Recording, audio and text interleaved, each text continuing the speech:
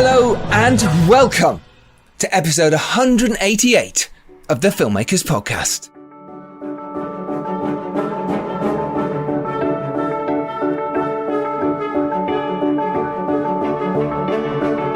This is a podcast where we talk filmmaking from indie film to studio films and everything in between. How to get them made, how to make them, and how to try not to F it up, in our very, very humble opinion. I'm Giles Alderson, I'm a writer, director and a producer.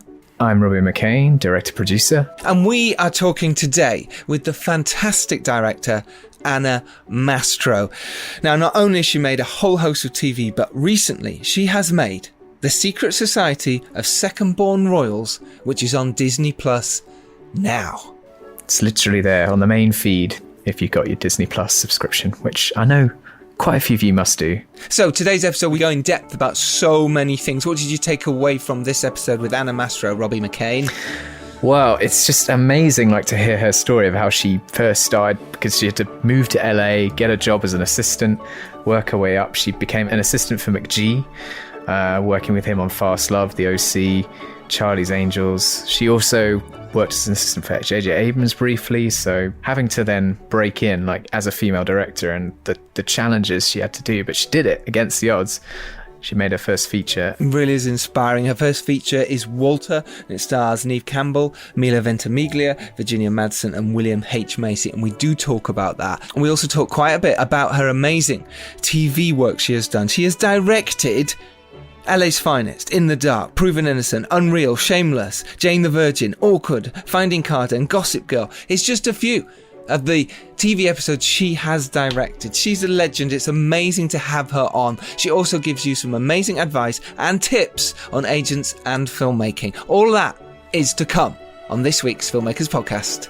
That was cheesy, wasn't it? A bit of that cheese is just okay, me. Giles. A bit of that parmesan. Me. Occasionally, I like to cheese it up on the Filmmakers Podcast. So, Giles, your movie, The Dare, it's out now. How does that feel? Actually, it feels ace. It feels amazing. I just went to a superstore to go check to see it on the shelves. An unnamed popular supermarket chain in the UK. But well-established chain that does give you DVDs.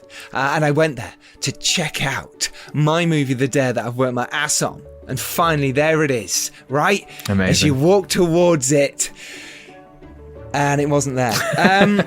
I think they'd sold out, right? No, I don't think that's story. Yeah, but Johnny Grant got a copy, so, Johnny Grant's got a copy, loads of people have got the copies. They've been showing me on their social medias. Thank you so much, all those amazing people who've watched The Dare so far. You can also see it on Sky Movies, on Amazon and iTunes, and many, many places that are on digital. But if you want to walk into HMV or Zavvi, if you're allowed to tomorrow, with the government rulings in the UK, then, go, please pick it up and just check it out and take a photo with it if nothing else. It's cool as hell, and tell me that you love it even if you don't, because it's been a hell of a journey, and I can't be prouder of it, and I can't be more amazed that it's here. Finally, it's here all across the world now, pretty much. America, Canada, you can watch it now wherever you are.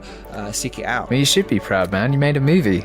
It's amazing, and it's out, man. And it's fantastic. It's here for Halloween, and everyone's going to be watching it and, shitting their pants to it. It's going to be great. I hope so. So bring on the next one, right? So bring on the next one. News of which soon, right? News of which top secret at the moment, so we'll hopefully reveal all. Yes, and thank you so much to those who've listened to last week's episodes, and I say sods because there are two of them. It's the Dare specials, where we go in depth with the cast and crew of the film The Dare about how we all made it and what happened on set, and the fun and the magic and the heartache and the blood, sweat and sand that got everywhere in that basement. We also talked to Richard Brake, Harry Jarvis and Mitchell Norman about what it was like playing those parts in the farmhouse itself. And finally, on part 2, we chatted to the brilliant Robert Marser, who played Dominic, our big bad, and he talks all about what it's like behind the mask, how to act behind mask, and he also talks about working with Sam Mendes and and Christopher McQuarrie on 1917 and Mission Impossible respectively. So thank you those who've listened. If you haven't yet, go back and listen and enjoy how we made The Dare as well. So I'm going to do some shout outs for some amazing people who've been just cool as hell. Hank Moody, Augie, which is at MSQUE on Twitter. Mr. Wong's Lullaby Film on Twitter. Will Kenning, you're amazing. The Mike Fury, thanks buddy. I've got to shout out Josh's book as well. Josh Forland's latest book is out and it is called Filmmaking the Hard Way, and his new updated version is called Still Filming the Hard Way. He sent me a copy because he's been on the podcast, because he's cool as hell. Sent me a copy and it's brilliant. It's out now, Still Filming the Hard Way, and I highly recommend it. He goes deep into making his feature films. He talks all about the problems, the issues, raising money, all that good stuff, and how to distribute it. Brilliant. Still Filming the Hard Way. Josh Forlan, you're a star. We're going to get you back on very soon to talk all about that. Also, shout outs to Bo Justice, Oliver Cunliffe, and shout out to Murder Ballads. I'm actually exec producing this movie, but they have a greenlit crowdfunder going right now, and I think they have just under 2 weeks left. They have raised, I think, 70% of their budget, 10 grand budget, to go make their feature film Murder Ballads, which, like I said, I'm just helping out and giving them some support. But really go support Mitch Tolliday. The link to that will be in the show notes. It is brilliant. You won't regret supporting this film. So we do now have an Instagram for the Filmmakers Podcast. It is called The Filmmakers Podcast. Wonderfully set up by Callie. Thank you so much for sorting that out. So do go check us out, because there are some cool photos, and just why not? It's part of the cool team. We'll be putting more photos and more stuff up. So yeah, not only our Twitter at FilmmakersPod, but our Instagram now as well. Yay for more videos and stuff and the like. Shall we get to our episode? I believe we shall, Giles. With the fantastic Anna Mastro. Here it is. Thank you so much for listening, and enjoy.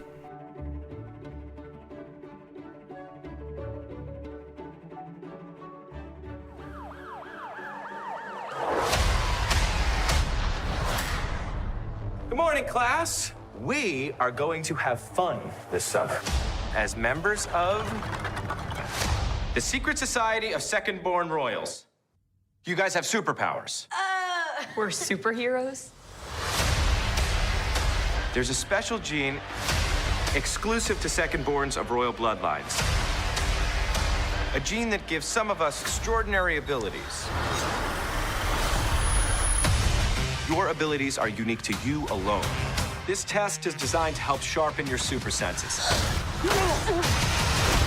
Does that involve push-ups? I have a doctor's note for that. Yeah, you're definitely not gonna like it. Royalty by day, hero by night. It sounds pretty dope. Where the fairy tale ends is where our story begins.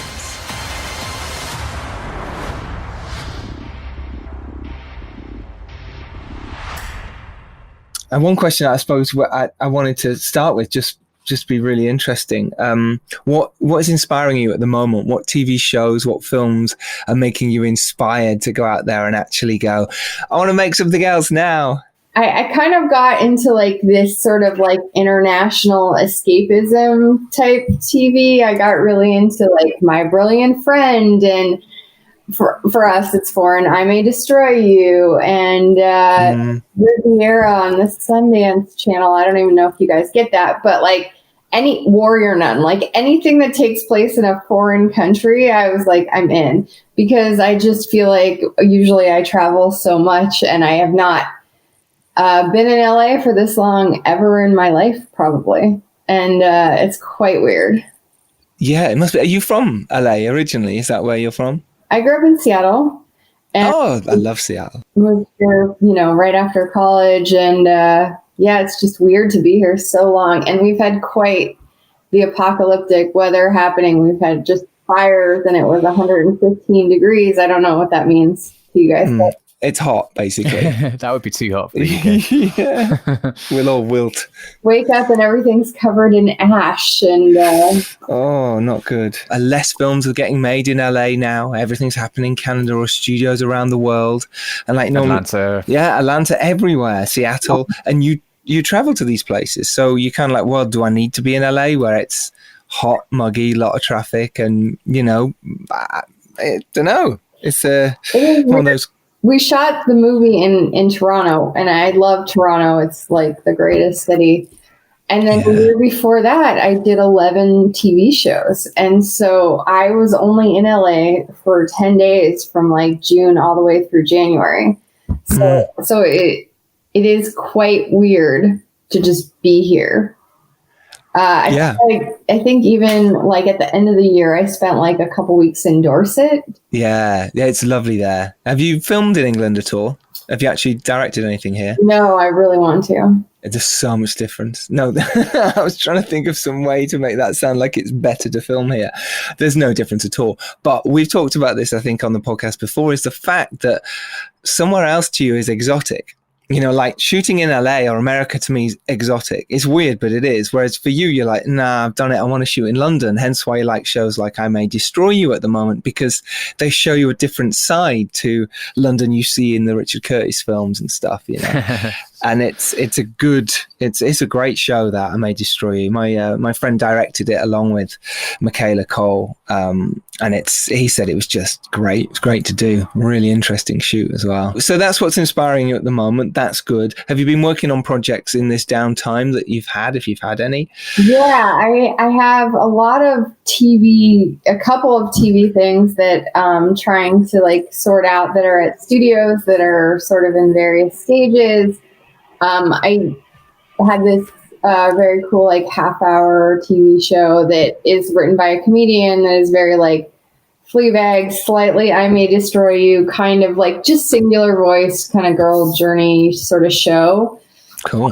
That is, on its second or third draft, waiting to hear when they're going to shoot it for HBO Max, and then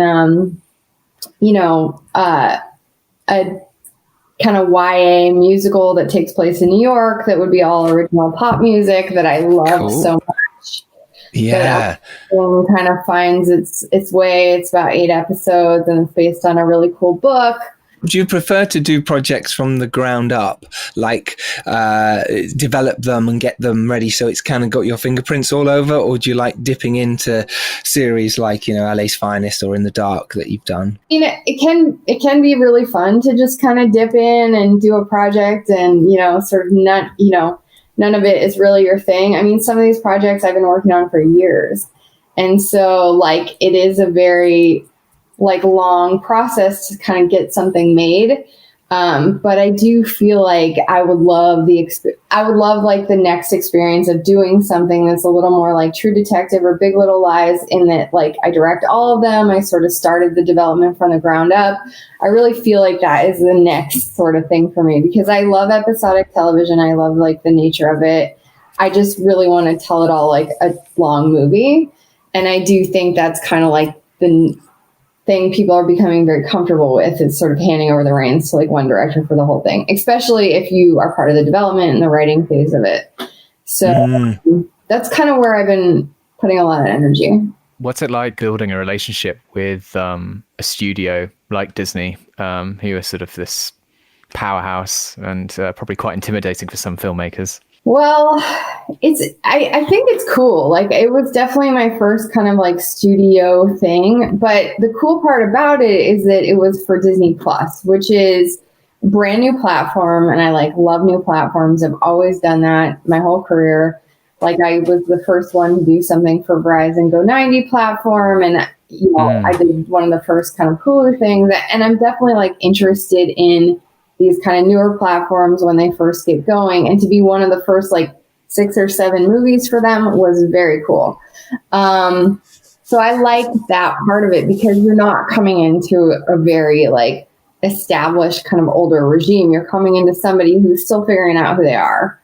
And I think they're a little more open to, continuing this brand that is part of their title, but also figuring out who their audience is going to be through like new IP. So there's like this kind of strange, cool, like a little bit of freedom in it, actually. It's a bit Wild West. Because anytime somebody says, well, that's the way we do things, you're just like, well, you haven't done it yet. Yeah. You don't know yet. Yeah, give us a chance. Keep questioning everything, and you get to make some of the rules. It's pretty cool. It's amazing because in the US, like, you have so many of these sort of independent platforms. Yeah. Like, we've not got as many in the UK. We've got like Shudder and a few other kind of genre specific ones, and the BFI player and stuff. It's really interesting to see that opening up as like almost like a new market, like that's not traditional movies or TV. I love traditional theater, like going to the movies and stuff, but can't even do that right now. It's so sad, isn't it? I've had a couple of friends who've gone. I haven't gone to the cinema yet. Robbie, you've been to see Tenet, haven't you? Anna, have you been to the cinema yet? No, I haven't. And I'm like, why haven't I been yet? This is my thing. This is what I love to do. But yet there's something, I don't know. But everyone else is feeling pretty much like that too. Hence why things are changing. That's why places like Disney Plus and Netflixes and people like that, it is the place for new movies and new shows at the moment, and it's exciting in that sense that we can go, well, they're crying out for stuff, let's develop it. They don't have to worry about massive marketing spend for on the side of buses and all that stuff. You can do less of it and still get the reach. It really didn't cost anything to them. I mean, there's no like it lives or dies on this huge box office success. It's like it didn't cost them much, and there's really like no financial failure. So look, with The Secret Society, let's talk about this first, of the Second Born Royals. Do you give it the full title every time?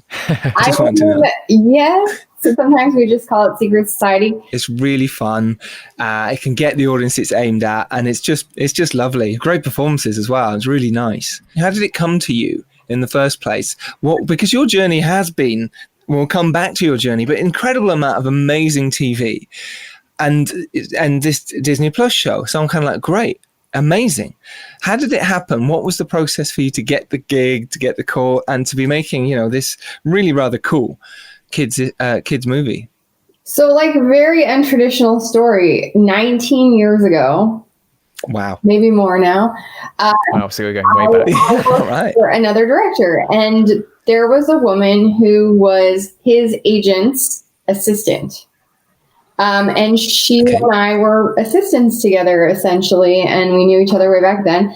And she's gone on to become a, bigger executive at some of these companies, and every company she's gone to for the last couple of years, she sends me a project. And so she was working at the Disney Channel, and she sent me this script. I think I was in Atlanta shooting, and I kind of was like, oh, I don't know how to make a kids movie. I was like, but I'll read it, because that's so nice of you to think of me and so cool. And I read it, and I was like, this is amazing. It was like this very cool 15-year-old girl coming of age story wrapped up in a princess movie, new Disney IP, action. It was like friendship. It was just like all these things. I was like, I think I can figure out how to do this.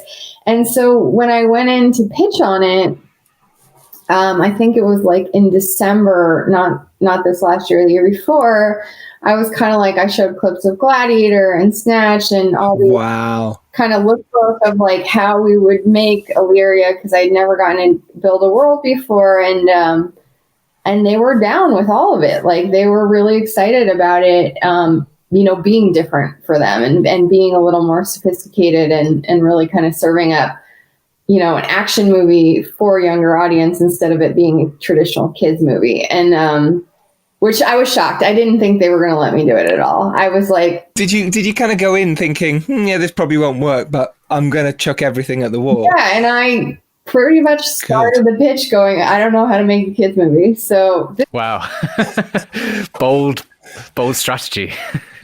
But it worked. So yeah, you stuck to your guns. So it worked. And I think it was, it was kind of a process all the way through of them sort of like traditionally like opening up to making a bigger, more adult movie for them.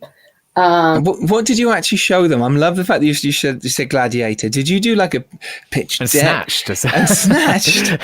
Guy Ritchie, like I had like a 30-page pitch deck that had everything from Illyria and what the palace should look like, and the city and the skyline, to what the costumes would feel like, to how diverse the world would feel in the casting and ideas, and then I would show clips of like, here's how I want the action to feel, and so stuff like that. And I think the whole thing probably took like 30 minutes to talk through, and then it was really like a lot of questions. And I think each time I pitched, and it was a few times, there was like 10 people in the room. I mean, it was so many people. And Mickey, Goofy, Donald. Daffy, yeah, Daffy was there. Oh, normally drunk in a bar. It's like a very strange thing, and I had never done that. Like, I come from independent movies or TV, which we're getting some budgets on now. It's still a bigger thing for me, a totally different thing, and I'm ambitious. Like, I come from music video world where they're like, here's $1,500, go make something amazing. Go make Hazel Sister for Train, go make I've had these incredible experiences where I've had no money and having to deliver something that's this glossy big product. So for me, that's my kind of wheelhouse. So to me, having the budget that we had was huge. To everyone else, they were like, what are you talking about? We can't do that. And I was like, yes, we can. Yes, we can. Yeah, we can. I've done it. I'll prove it. And isn't it fascinating, those two worlds? And they are different worlds, that sort of indie world. And then the bigger studio movies, you go, yeah, but it costs that much just for, the craft table, craft services table. And you're like, yeah, I know, but we can make that. I know how to make that cheaper. I know how I could do this. And I could do it. And I think that's really fascinating that you could go in there with that fresh sort of voice and said, look, here's how I can make this look like this on the way I make my things. Yeah. And that must have been really interesting for them to hear.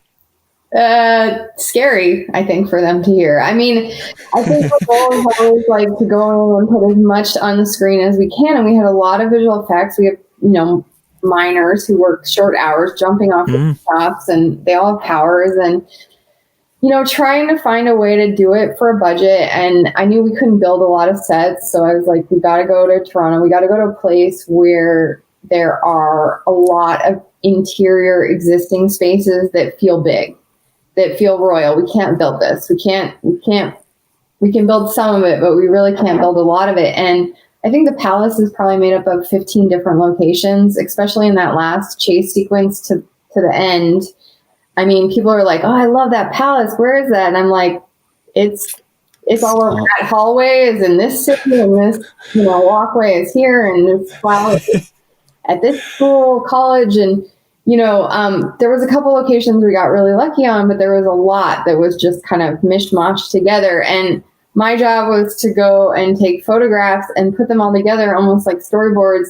And every 2 days, I think I would have these department meetings where it was like costumes, production design, visual effects, stunt coordinator, who I fought really hard to bring my stunt coordinator because he's incredible. And they don't like to bring a lot of crew to Canada. And, and doing this, like, kind of like, how do we build this world? How do we design these sequences for the time that we have, which is not going to be a lot, and make them like work seamlessly. And it was really like this kind of group effort. Like, everything had to work in tandem to make it happen. Yeah. I mean, really proud of the fact that it happened. Oh God. Yeah. Amazing. Yeah. And I love the fact that, yeah, as you say, you wanted to make a kind of more of an action film for a kids audience rather than a traditional kids film. And that kind of, I think that's a really smart idea to age up the sort of film. So kind of have something that kids can kind of look up towards rather than as something that is coming down to or to below kind of the kids sort of level. Because I don't know, that reminds me of like the action films I used to watch when I was a kid, and maybe sort of films that are like maybe pitched for a couple of years older than you, but you still aspire to them because that's what young kids are like. They want to grow up. Listen, young kids are smart. My nieces are 14 and 9, and they're watching Maleficent. Like, they're watching movies that are not catering down to them. They don't see that stuff. That's just for babies. So I think, we just keep it really like legit. I mean, it still is young. There's no, nobody kisses, there's no swearing, there's no blood really. Like, it's still for kids, but it's like, we can make cool action. They'll like it. Even girls, like, and I think that was part of, getting over the hump with, kind of convincing. I mean, they were excited about it. It didn't take a lot of convincing, but it took a lot to actually execute.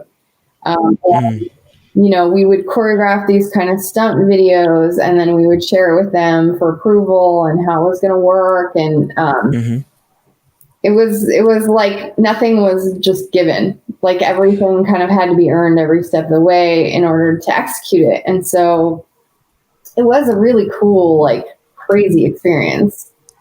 How did you do the action sides then? Did you pre-visit all? Like you said there, you had to show Disney some of the stunts before you shot them. Yeah. Did you do that in previs, or did you do that with stunt teams? Well, I had to show it because I didn't have the days in my schedule or the budget to do it. Like in the script, it said like one line of like what happens, and then like, oh, that's not going to be fun. Yes. For the audience. I mean, to their credit, the writers, Alex and Andrew, they did put in the last sequence, like he jumps off the roof and the brick thing, and there was a bunch of very cool ideas in there. But there was also some like they run into the roads and then they multiply and then they fight, and you're like, okay. So the great part about Matt Mullins, who is this stunt coordinator who has an insane resume, but he's young and he's wonderful. We had made a short film together, and then we had also worked on a Marvel series together. And I was like, he's my partner for life. He's coming. So what we do is we talk about how much time we have. We talk about different action things that we want to happen. And then he goes with this very small stunt team into like a warehouse. And we've talked about angles and stuff, and he'll film it and he'll put it together so that they can see it almost like a previs. Because we can afford visual effects previs. This is not Superman. Right. So that's kind of how we did it. We did like the indie film. We did like the cheap version of it, and then we reverse engineered it into storyboards and shooting time. So like for that fight in the woods, that one night that was considered a second unit shoot, we didn't have a second unit. Like that was not happening. So I was like, look, I'll shoot a 6-day. Just give me the one night. And they approved it. And it was basically, I think we shot from like 9 p.m. or 10 p.m., whenever it was dark, till 5 a.m. to when it got light. And that was the time we had to get that sequence. And like, sort of earning some of that as you were starting to show like a week or so of dailies was like kind of how it went. And by the way, when I shot Walter, my first movie, it was the same thing. We shot 5 days, and then we got this Indiana unit, which we never could afford before, but it was just like sometimes you got to show some stuff to then get pieces that you want, and it's amazing how that process does not change. Even in the big boys, isn't it fascinating? That I always wanted to make action movies. I think part of my career early on, I worked for Bruckheimer, and it's funny. This reporter the other day said to me, like, "Have you talked to them about doing an X-Men movie?" He was like, "I really think you should do that, a next X-Men movie." And I was like, "You should put that out there." Yeah, put it in the report, please. Yeah, put that in your article. I would be so love to talk to them about an X-Men movie. I mean, that was such like First Class was such an influence, definitely on the thing, and kind of how we sort of engineered this into the movie, because some of those things had seeds in the script, but they weren't like full sequences. So it was really fun. I think when the audience watches them, those are some of their favorite sequences in the movie. Yeah, it's funny because Matthew Vaughn, the director of First Class, he for ages wanted to do an X-Men film. I know, because he was going to do the third one. Well, that's right. Yeah, and then left forever. He wasn't even a director. No, he was a producer. He was a producer. Yeah. Making films with Guy Ritchie, actually, to bring it back round. His first two were, Lock, Stock and Snatch. Snatch, yeah. I was actually living in London. I was going to school in London when Lock, Stock came out. And I was writing, papers for college on train spotting. And it was very influential for me. Lock, Stock blew up. It was a really big movie. It was just, especially in this country, and no one expected it because Vinnie Jones was a bit of a joke, and maybe he still is. I had a Vinnie Jones moment at the Soho House when I was like 19, And he was like super intimidating and cool. And I was just like, oh my God. Yeah. Oh my God. So what were you doing in London? Did you say film school? I kind of did this program my last year of school, which really was more of a theater program, but you could sort of study some film. And we went to a lot of theater, and it was very strange. It was like a Boston University program, but it was in London, and I was going to the University of Washington in Seattle. But I basically like got all these credits, and I got to live there for 4 months and go to like every cool, I got the Blue Room with Nicole Kidman and like. Oh yeah, I remember seeing that. I just got to see all this stuff that was really inspiring and really informative as I kind of jumped into like. Basically, I came back and moved to LA right after that because I was done with school, and it was like, okay, how do I, take all of this cool stuff I've learned and figure out how I'm going to be a filmmaker? And how did you do that? Because I know from our extensive research that you worked with McGee for a while, and you've mentioned it earlier that you were an assistant as well. So how did that come about? How did you worm your way into being a filmmaker? The difficult part that so many people find that first step really difficult, and love to be where you are now and you're making movies for Disney Plus is an incredible achievement. It's a massive well done. But how did you step forward? What were your little tiptoes to banging on that door with an ice pick? Yeah, it was a slow ice pick, for real. I moved to LA 20 years ago. I got out of school. I moved to LA. I got some of my last credits. I basically couldn't even afford a car. I lived by Warner Brothers, and I got 2 internships in the same building where I could walk. And one was for this guy, Mark Canton, and one was for George Clooney. And not bad. And that was my last 9 credits that I needed to graduate from college. So I could work these 2 summer jobs, and they would mail the diploma. Like I didn't even have to go back to Seattle. So I did these 2 internships, and then Mark Canton I ended up getting offered a job there. So I stayed. So I worked at Warner Brothers for a year. And what were you doing there? But it's fascinating. What were you actually doing there? How did you get the job in the first place? And what did you do? What did they make you do? Like a development assistant job became available for this woman who is now I think she's a book agent at WME. And I read scripts, and I did coverage, and I answered phones, and I had like the most very basic job, but I had a really good core group of people that I was around. And then I heard about a job opening at Bruckheimer. And so that was kind of like my very next job, which was like the weirdest assistant job because you just worked like 24 hours a day. And oh God. But it was like when Remember the Titans came out, and I think just like there was really cool stuff going on there at the time, and that was kind of short-lived. I was like, I got to get out of the office. I want to work for a director. I really want to be a director, and I'm not going to, I'm not a school person. Like class is just not how I learn. So I ended up meeting this director named McGee through a commercial producer that I knew. And we kind of like, he was just starting his company. Charlie's, the first one, had just come out, and we met, and he was like, your job will be nothing personal, but you're going to work like all hours of the day. And I was like, sign me up. And that was our agreement. It was way more of like an apprenticeship type job. I didn't do like personal stuff, dry cleaning, none of that. It was like very much like I got everyone's meal on set, and I made sure everyone had every piece of information that they needed, and I got to be part of everything. Every meeting with an actor, every color timing session, beginning to end. And he was like making stuff all the time. He was really, really ambitious. And so like going into Charlie's Angels 2, we shot 116 days. Post was incredibly long. We prepped Superman for a year that we did not end up shooting. Talk about like revising an entire movie. Wow. We famously Superman, that went round the houses. Yeah, it was a J.J. Abrams script, so I was like starting to shoot videos, and J.J. was like giving me notes.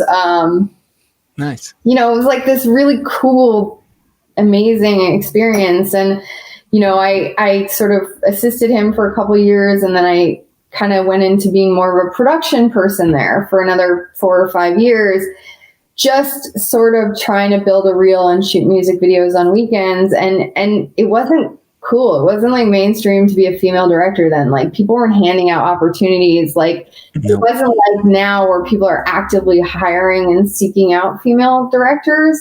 So I think making that jump at that time was just like extremely scary. And when I did it, I have never like hustled or struggled more in my life. It was just really hard to get jobs. I think I went through a CBS diversity program for television after I made my first movie. Even I couldn't get jobs. Wow. So yeah, it was kind of like, it was a real process. And like, I did a show, I did Gossip Girl, and then I did this like teeny tiny movie with this incredible cast. And I struggled to get more TV shows or more work. And then I kind of sort of discovered what is this digital platform. I started shooting stuff for Awesomeness TV all over the world. And, I did this musical with a Duncan Sheik for Go 90, which was this really cool thing that was set in Berlin that we shot in Montreal. And then started to kind of get back into like episodic TV and really just looking for the right next movie to make. And it took a long time in between. And so finding this one was like, oh, right IP, right time, like fresh. It just felt like the right thing to do. Isn't that fascinating how movie, it was like kind of a dream come true. And, even my reps were like, oh, this is kind of a kid's thing. And I was like, no, I'm doing this. Like, this is happening. Yeah, especially the struggle you've been through, the fact that it was really difficult for you and for many female directors. And like you say, it is a little bit easier now, but still not that easy. It's still really hard. And the fact that a job like this comes up, Disney Plus, you directing an action movie that, all right, it is, you could put kids label on it. But like you say, you didn't make that movie and you made a very cool movie. And you can't knock that. That's like, yeah, why would I turn that down? How hard you worked to get a movie made, and then someone's going, well, look, here's an opportunity. Why would you not do that? And like you say, this could be your way into the X-Men or the way into more doors being opened. It makes total sense to do this. I totally see why you did it.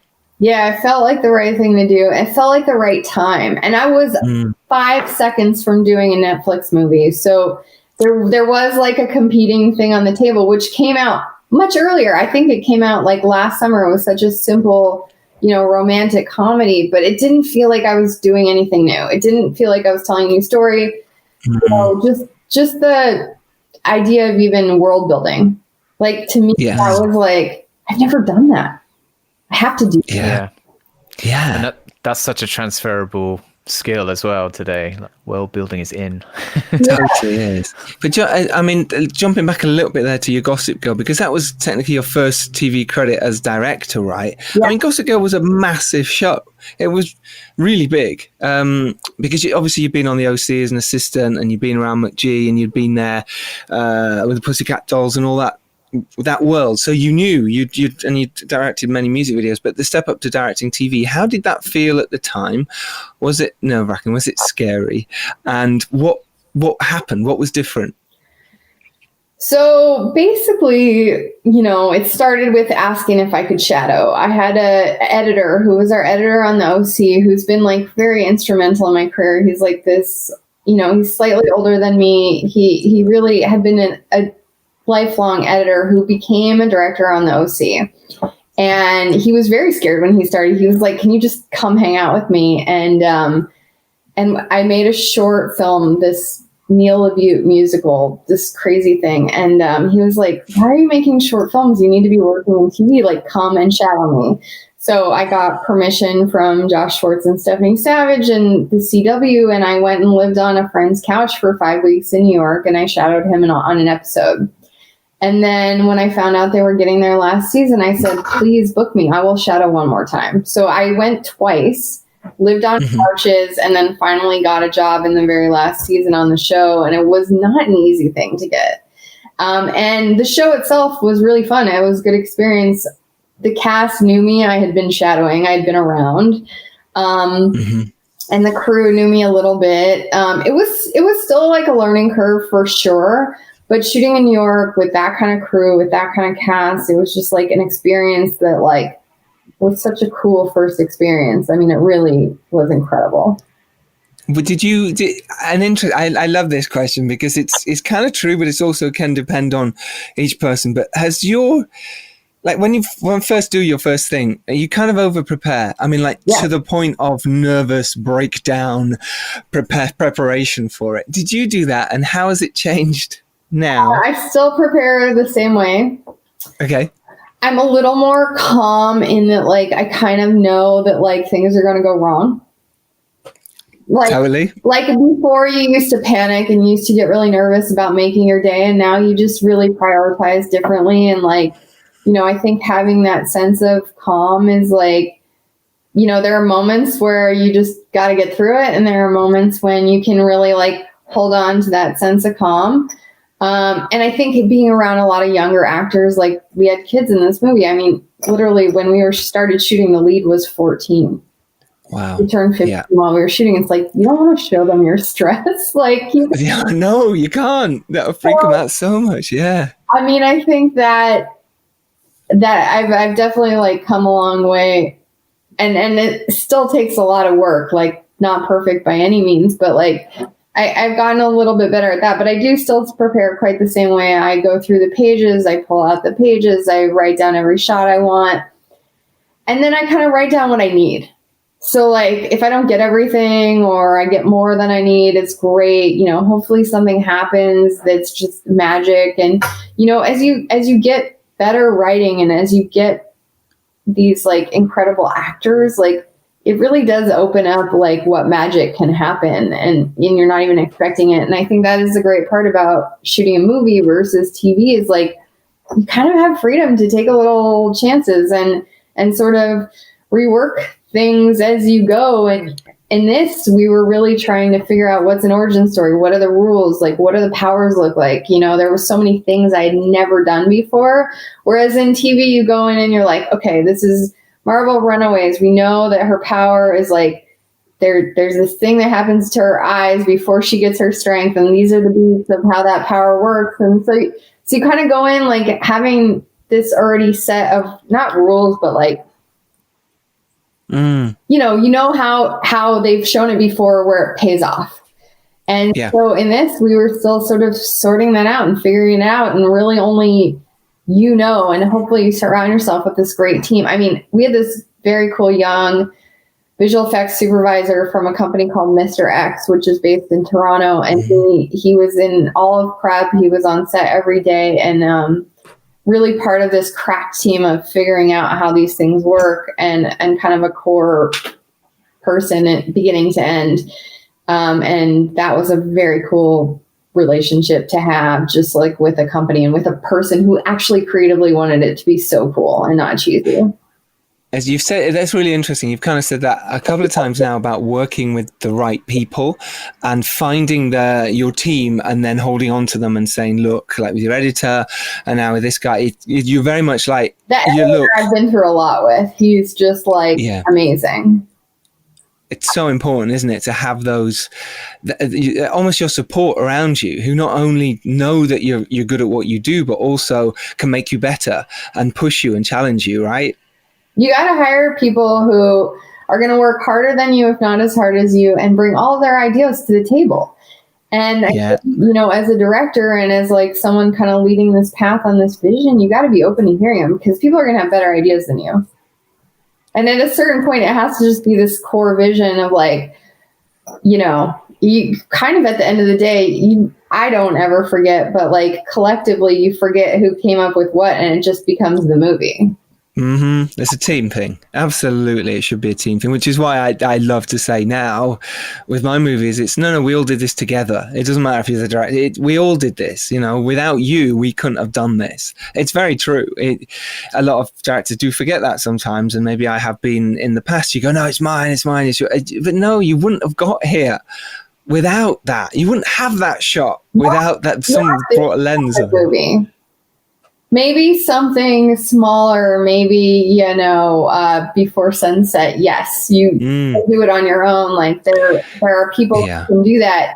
I find that the really fun part of filmmaking is having this like team kind of thing. And in a movie like this where we're actually showing a team succeed, I think that was really important to like go in with that. And it was scary. I'm not gonna lie, it was scary. Like none of us thought we were gonna pull it off. Really? I mean, we wanted to, and we were very gung-ho about it, but we were afforded 8 weeks of prep. Like, this was not a big movie. Yeah, that's tight. Very ambitious, like... Mm-hmm. What do you think would have happened if... I mean, do you had to go... I mean, because you're being very ambitious. Like you said, you're really pushing the boat out. So what... Were you prepared to go, okay, yeah, we failed, or what would have happened? You don't know. No, I mean, you go into battle saying you're going to fail? No, of course. But what I mean is, if it had have gone wrong, what would, and Disney had gone, nah, look, you're not making the days, or it was too ambitious. What, did you have a plan, or were you just battling through? I mean, that's the thing with younger actors. They have these very limited hours. So you don't even have the option to not make your days. The teacher will just, it never happens. True. They're done. They're coming off set now. Yeah, I've been there. Yeah. Or the sun will go down. I mean, that was the thing when I just did LA's Finest, this show you mentioned, and with Gabrielle Union and Jessica Alba, and everything is backlit. Like, everything is light dependent. Every action sequence is outside. The sun goes down, your day is over. Right. Like, you can't get overtime with the sun. It's very true. You can try. You can do some things. And there's some days where you can, do some shots around the kids. And there's some days where you use stunt people. And, there were some things. But I think in general, we did a really good job. And we, didn't have a lot of making day issues. But it was good. Tough. Yeah. Of course it is. I think I imagine even doing the massive things is still really, really tough because there's so much to organize and do, and more waiting around time must be worse. And, and the fact that I imagine that on set, there's things happening all the time. You're not stopping. You don't get a chance to sit down or think. Your feet are killing you. You've just got to keep going. It is tough. I've done so much TV the year before, and I do work quite a bit. Like, I'm ready for these 15-hour days. And now you're talking about an 11 or 12 potentially hour day. It's like, these were luxury, not half days to me, but they didn't destroy you as a human being. That's good. That was kind of a fun part. I didn't realize that about making sort of a younger movie, that it can have its benefits as well. It's really planning. The planning has to be executed so perfectly, because then when you get there, like that sequence in the training facility when they start to find out their powers and that big game room thing, I think we had 3 days to do that, and the scene at the end and a couple other things in there. Wow. Basically, we had it so dialed in that it, I think, only took about 2. And then we were able to actually do the scene at the beginning and the end on the 3rd day and not have to do any of the stunts or the action. That's incredible. Big sequences. And what was it about the planning that you did? Because I think that's really interesting. What you're saying there is you planned it to a T. Could you just go into a little bit of detail there for our listeners about what it is exactly you were planning? Yeah. So again, it all starts with these meetings, these painful meetings where you break what are their powers? What are the beats they're going to find out? How does it work? Make sure it matches in the writing. Then talk about how the set could potentially look and how the costumes could potentially look to pay off in the sequence. And, color scheme and all of that. Then visual effects can talk about how many shots that they can afford and where it's coming from and how it will work. Then the guy goes and designs a set. Then we go and do our stunt video in this warehouse with blocks and pieces of wood and things, and it's pretty funny. Like, the stunt guy gets hit, and then, women are playing men and vice versa. It's hilarious. And then we storyboard the whole sequence from the video. And then we say, okay, this is how much we can potentially get done in this amount of time, knowing how long it will take us to film it. And then we sort of scale back and cut it down a little bit. And then we kind of find this medium, and everyone has a set of boards, and you realize that like A, B, D, E, F, Z are all part of one shot. And then you kind of like go in and try to execute the shots. And we had some pretty cool like camera gear. We had this guy with like a rig that he holds like this. And so he was able to kind of like move with the kids in various setups. Nice. And that actually was able to combine many more shots that I thought were going to have to be set up differently. And so it was just like, it was executed very well. It's like clockwork, which is on a movie like that, I think, vitally important and actually really good for the kids. Yeah, because that day you're going to have so many problems. Nobody's going to get into the building in time because only people at a time can go in the elevator. You know, everything is going to go wrong. So as long as like you know what you got to do, like the kids are going to take too long to get into the outfits. It's like something's going to break. You know, there's like all. It's true. Shot still wearing like a piece of tape, and then you're gonna have to do it again, and like, I mean, everything will go wrong. So you just prepare as well as you can, and you really got to be buttoned up, and then you go in. You know, hopefully it flies a little bit, and we, you know, lucked out on a lot of those type of sequence. And you're indoors, so you're not gonna have rain. Big plus. The shoot with the multiplication, James and. You know, them in the night in the woods. Rain the whole night. We didn't have enough outfits. If the outfits got muddy for all the doubles and like. Wow. Basically, what happened is we had such a canopy of trees that it didn't hit us. Okay. But we had issues with smoke consistency and, you know, another film shooting on the same campus that was thick and like. You know, I mean, there were things. And at that point, for that sequence, it was like, we just go. And I think, in fact, it was the night that the Raptors won the finale, like the playoffs, yeah. Like, you cannot make us keep shooting. We have to watch the last 2 minutes. So we all stood around this like cell phone. And, like, we're in Canada. We have to support the Raptors. The whole crew watched over each other's shoulders, and then they like won, and it was like an epic party. And then they like plowed through till 6 a.m. It was just like crazy. Wow. This isn't it amazing how what you can get done, what you can achieve with the right kind of planning, the right kind of team around you. It can work because you know you're going to get problems anyway. So plan for those problems. And if they don't happen, great. You can go home a bit early. But if they do, you plan for it, right? What I did not plan for in Toronto was just the epic mosquitoes. I mean, there were nights where I had so many bites that I was just like, we got to go home. Like, I have bruises everywhere. I have so many bites. They're like welts. And everyone who lives there is totally used to it. Like, they don't get bit like that. But I had epic mosquito bites. Oh, I didn't know Canada was like that. Oh, yeah. They don't put that in the brochure. Like, jeans, like completely like wearing a beekeeper suit and still.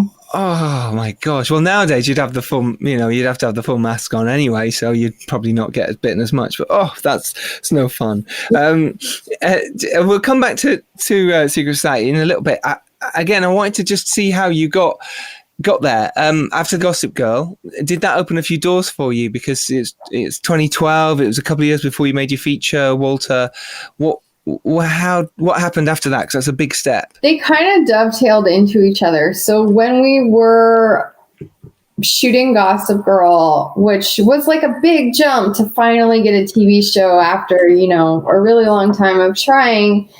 Yep. So I do Gossip Girl. It goes really well. And what I found was that like people were like, oh, you only make TV shows about teenagers now. Like this is your box that you can live in. And and they actually put you in that. Is that kind of a real? Does that really feel like a real thing? It was not easier to get stuff after that. But what happened was we got $500,000 to go shoot this movie, Walter, and William H. Macy signed on, and Virginia Madsen, and we started Nev Campbell, and so we started to shoot that, and it was so low budget. It took me so long to finish post that I found it really hard to get back into TV after that. I kind of thought, okay, well, when I'm ready, I'll just book another TV show. Like that's how it works, right? but it didn't work that way. It was like really, really difficult. And so I started shooting stuff. I did a series called Guidance for Awesomeness and Hulu. I started doing some stuff that was like, lower budget just to be working. And then I got into this program at CBS where I was, again, shadowing on Jane the Virgin. And that led to doing a handful of episodes with them. But I had to go back and shadow. Like I had That's to amazing. work for free and basically try to get back in. And even after doing that, that was a very specific box that people wanted to put you in. So like when I wanted to do shows that had more action and stuff, I went and shot another short film. Like I went and shot this thing called Urchin, which was Margot Ramirez, who was the Daredevil, showrunner and wrote on it. Yeah. Like he had written this cool short and I had some crew that wanted to go make something and we were able to shoot this short film and that kind of like allowed me to get into like Marvel camp and finally break that action thing down a little bit. But it, every step you kind of get stuck. That's it. I find that really fascinating, the fact that you've done Gossip Girl and then you made a feature with William H. Macy and Virginia Madsen, and suddenly people are going, yeah, no, we're still not having you. Isn't that, it blows people's minds. It blows my mind. You think you work so hard, you get there and then they go, yeah, no, you're going to have to shadow again for a bit. We haven't seen you for a while. It's madness. It is something that like you never forget because, it is extremely difficult. And, even now it's like I've been out of doing TV for the last year and a half because I've been on this movie. The movie's not out yet. Mm-hmm. And people are like, well, what have you been doing? And you're like, really?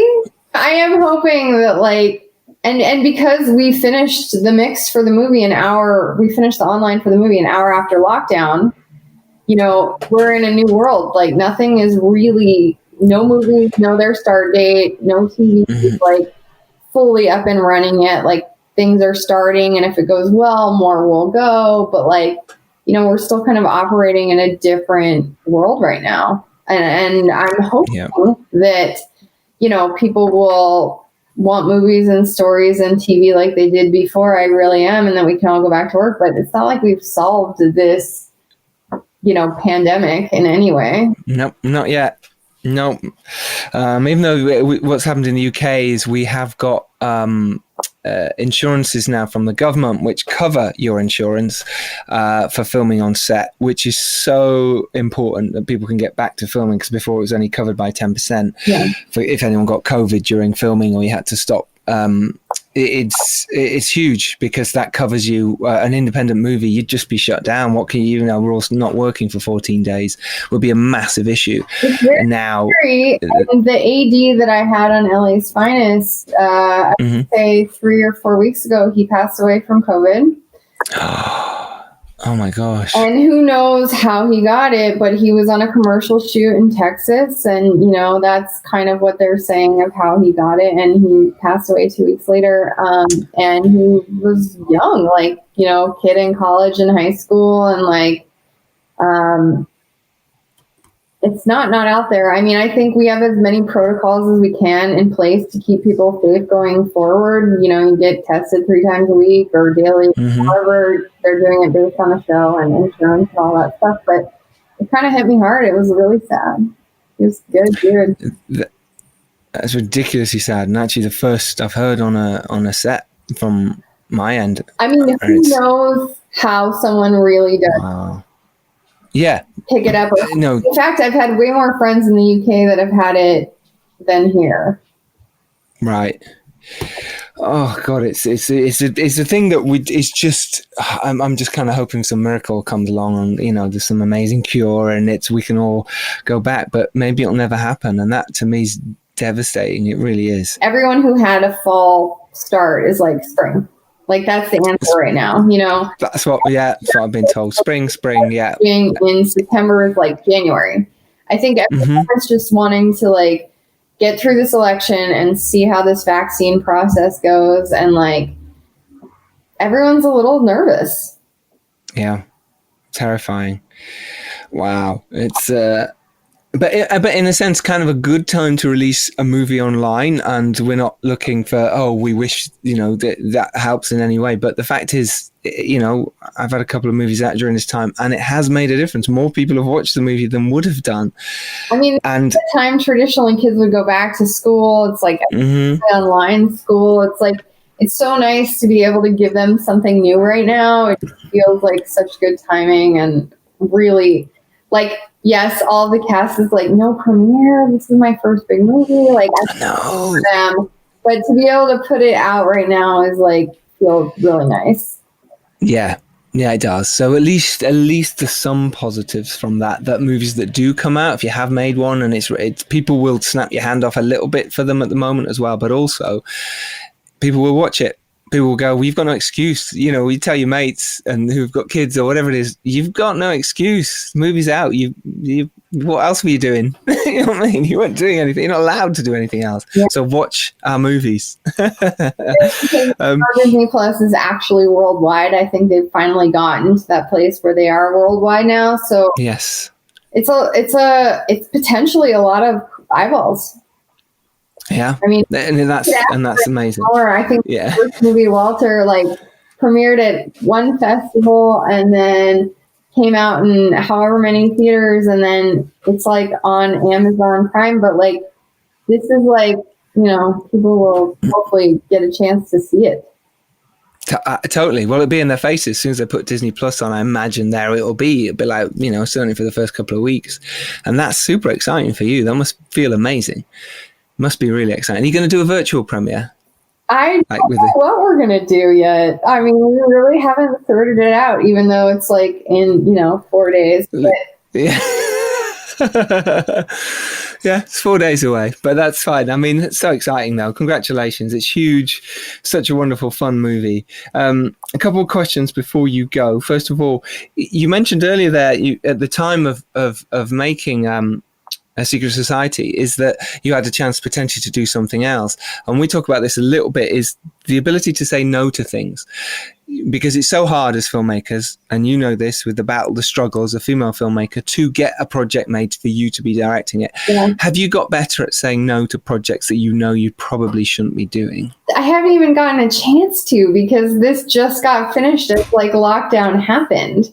So, right. Yes, there has been some things like over the summer and stuff that I have gotten to say no to, but there's also not a lot out there right now, whereas before it was just continuously production was happening. So I haven't even gotten that chance yet. Right. But even before that, when you were doing the TV, was the things that you had a chance to say no to, or you did say no to, and you were happy that you'd done that? Because it can be difficult. Yes. Against all of my reps' wishes. Yes, there have been a couple of things that I've said no to. I think I'm still really driven to work on stuff I care about and that I like.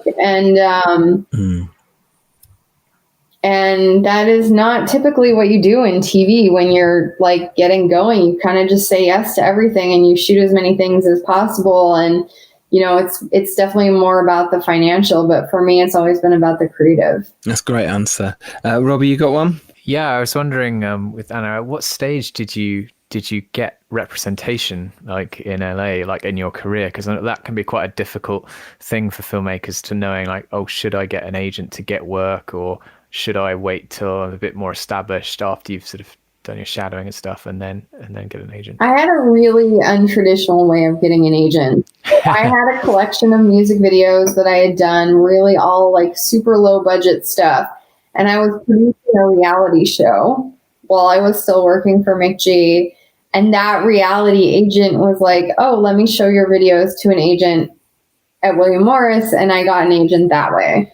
And then I ended up switching agents as I had more work. But yeah. But that was your sort of in. Yeah. I mean, I had a manager first. And I have a manager now who's very instrumental in like helping me figure out these different shows I want to develop and sort of ground up things, whereas agents are very good at like, here's a script, you want to do this, or here's a show that's really happening.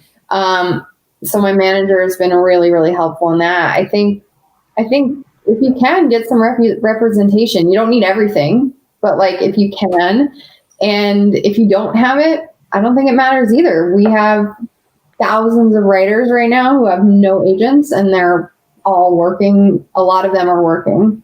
So there's a whole different networking system right now of how people are getting jobs, and many jobs like this movie, I did not get through an agent. Right. Yeah, of course. It was from your contact from years ago. An assistant with, and a lot of work has been that way, even in TV. Which is a massive advice in itself. It's like, be nice on your way up, you know? You don't have to have an agent. What you have to have is work. So like go shoot some work on whatever means possible with your group of friends, by yourself, whatever it is, and try to find a way to get people to see it. Make mistakes, like try to do all the things when, you know, people are not sort of scrutinizing every move. And then hopefully you'll have some work that you're proud of and someone will find you, or you'll find someone through a friend. Like, I do think that is kind of the way, because that whole system of like, you make a movie, it goes to Sundance and you get signed by an agent, like that's not really a realistic path for a lot of people. I mean, it does happen for some. And it's amazing. And I love festivals, but like, I've never really been that person. It's wonderful. Just getting out there. And it's clear that I guess with a lot of your, like the shadowing you did and making connections, that really kind of interwove you with the industry and put you in a really good position. So even though it was difficult to do and you put in the hours, it's looking like it's really paying off for you. So, but I feel like it's that way, not just for directors or writers. Like I have friends that are DPs who are like, basically like they work all the time. They make a ton of money. They'll shoot your short film for free because they believe in you and you're going to get work and you're going to hire them. You know, like it is always this system of like some for the money and some for the investment and some for your career building, like in your relationship building. I do think that this industry has to stay that way or it will not have the same creative impact. I love that. Don't be afraid to ask. It's such great advice. Anna Mastro, thank you so much. This has been amazing. Really, really appreciate your time chatting to us. Really do. Secret Society of Second Born Royals is out now on Disney Plus. When this goes out, it will be out. That is so amazing. Congratulations. Huge wishes to you. I hope it goes really well in the next few days. Thank you very much. Thank you guys. Amazing. Remember, you can go out there and make your indie film. You can make it happen. And if you're lucky enough to rise up and do well, just as Anna has done, then remember to send the elevator back down. I've been Giles Alderson. You can follow me at Giles Alderson on Twitter, the podcast at Filmmakers Pod, where you can get a whole back catalogue of 180 odd podcasts now all about filmmaking to inspire you to go out there and make your film. Robbie, where can people follow you? You can follow me at Robbie McCain on Twitter, Instagram, all of the above. Absolutely amazing. And Anna, where can people follow you? Are you on socials at all? Yeah, I'm mostly Instagram at Anna Mastro 4. 4? There's 4 of you. How dare they? It's just rude. Brilliant. So do follow Anna there, and amazing. Thank you everyone for listening. Take care and go out there and make your film. But just be safe. All the best. We'll see you next Tuesday. Bye.